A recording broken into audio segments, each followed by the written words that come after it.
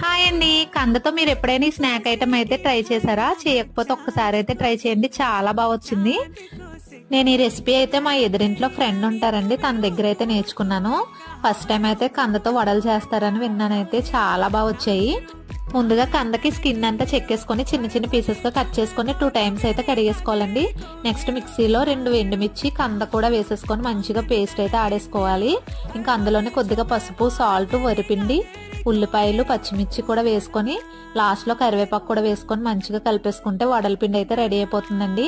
Taste అయితే super ఉంటుంది. ఇంకా చిన్న చిన్న వడల కింద అయితే పల్చగా అయితే వేసుకోండి, అప్పుడు వడలు అయితే క్రిస్పీగా ఉంటాయి. మనం గారెలు వేసుకున్నట్టు లావుగా వేసుకుంటే మనకు లోపలైతే అసలు ఉడకదు.